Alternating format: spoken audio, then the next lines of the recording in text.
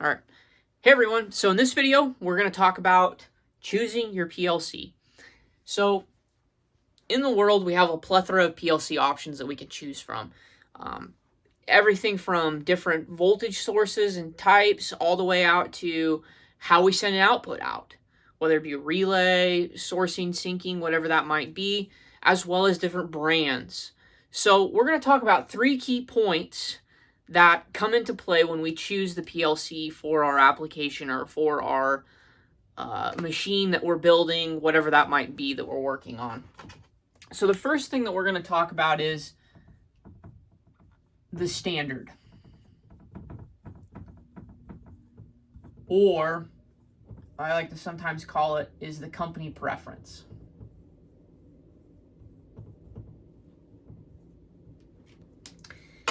So I've worked in a variant of different companies in my career, both as a technician and as an engineer.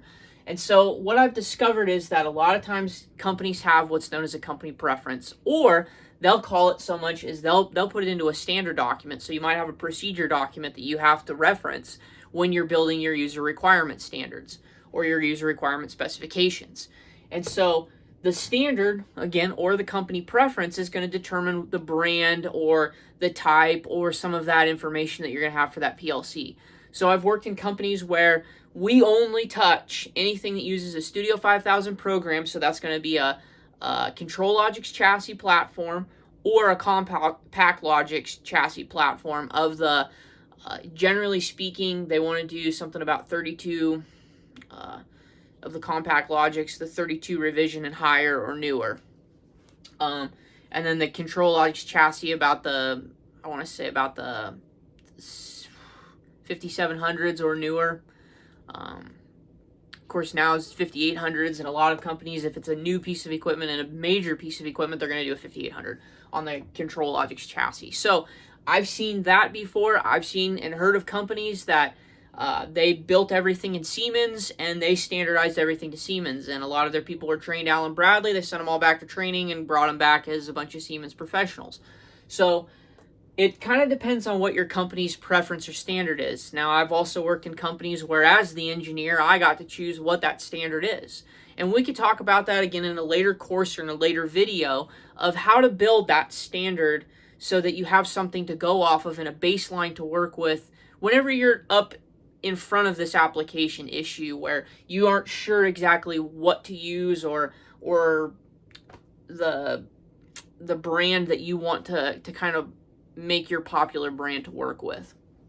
And again, there's all kinds of brands out there. There's Allen Bradley, like we mentioned. There's Siemens, Omron, Keyence now has come to the market with a PLC. A lot of it for a long time was in Japan, and they've recently, in the past 5-10 years, brought it into the U.S. market. It's not real popular because, again, you have this huge Allen Bradley thing that's here in the United States. But nevertheless, they're working that field, and more power to them. The second thing that a lot of times that we have to bring into consideration is the power. So when I talk about power, I'm saying, are we doing 24 volts DC or are we using 120 volts AC? And yes, there are some weird other variations of power that exist out there, and a lot of it works sometimes in power plants or major industrial applications. A lot of times in smaller manufacturing applications, you only have these 2 options. Yes, there are some that exist out there where it's 250 volts DC. It happens. It's not very popular in the small manufacturing sector, but in the upscale industrial side of it, yes, you're going to see some of those applications. And in some instances, yes, they do manufacture those types of modules. But it's important to understand what's the power going into your PLC and what's the power that's, let me rephrase this. As the power going into your PLC, what is the power that's powering the PLC itself? What's powering the CPU and the chassis? Is that 120 volts? Is that 24 volts? What might that be? So you have to kind of answer that question of how your PLC is getting power. But then you have to ask the question of what kind of inputs am I bringing in? If I'm bringing in one set of inputs, then I might be good to go with like an old school MicroLogix or one standalone type of small module Keyence controller, or a micro Logix or a compact Logix that's all just a little brick. You have those kind of options that are available to you. You could even use a connected components workbench type of thing, so like the 820 or the 800 series PLCs that Alan Bradley came out with. Siemens has their, don't quote me on that, but I believe it's the 1200, that it's the S7 1200, that's the little brick module that all of your inputs are pretty much the same. Yes, there are some that have a little bit of a different variation there, where you can have kind of some of the opposite on there. And then your outputs, usually it'll be a relay output on some of those, and that'll take care of whether it's AC or DC. But you'll have to know your current draw on your outputs. Additionally, if you need to have more or less, you have to kind of understand some of those differences and those different variations there as well. So you've got to sit down and ask, what is the input coming, where are the inputs coming in, what kind of power are they, what are the outputs that are going out, what kind of power are they, and what's powering the PLC. So those are the questions you really have to answer. And with that, I like to say, I always like to put that with there is, what are my inputs and outputs? I like to kind of all lump that all as one. And in reality, we probably should just call it inputs and outputs for line 2.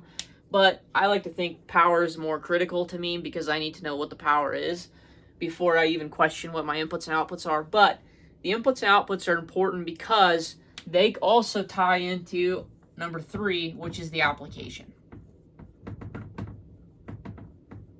And I want you to understand is that we aren't designing the PLC just yet. Right now, we're still at the preliminary stage of picking what PLC or what brand or variation of PLC we're going to use here for this application. So we need to kind of understand an overview of our inputs and outputs, and that'll play into the application as well. But we're not picking what modules, what cards, what any of that we need for the PLC, because that we're going to do in a later lecture or a later video. But right now we're talking about the overview of, we're picking it. We haven't even written the URS yet. Excuse me. So back to number 3 here, the application. So what is our application? Well, the application might be, we need something that's going to be a small modular machine that's only going to have a few basic inputs and outputs, and that's pretty much it. Well, okay, we're good to use like a little S7 1200 brick, or we're good to use a little Keyence brick, and then we're good to use something along those lines, or even like a little Alan Bradley connected components workbench. Again, it has to fit the other 3 or the other 2 criteria with the application, but we understand that the application is small, we don't need a lot. If the application is a larger application, we might want to switch to something like a Control Logix 5800 with multiple chassis that are all connected via the Ethernet IP. So those are the questions you really have to ask yourself. Is it a small application? Is it a big application? Is it a wide application? Is it something that's going to have a lot of I/O? Is it something that's going to have a very minimal amount? Is it something that we're going to have a lot of remote connections, or something that's going to have a lot of smaller or really close discrete I/O? So these are the questions you ask yourself when it comes down to application. But overall, when you do a broad overview of this, these are the 3 questions you ask. What is the standard that I have to work with? What's the power features that I'm going to be dealing with?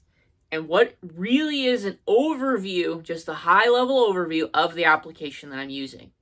That will help you determine what brand, what variation of that brand that you're going to use, and kind of the understanding of what channel you need to go through in order to pick, so that you understand what your inputs and outputs are, as well as your remote I/O or direct discrete I/O. So anyway, thank you all for watching, and stay tuned for our next video.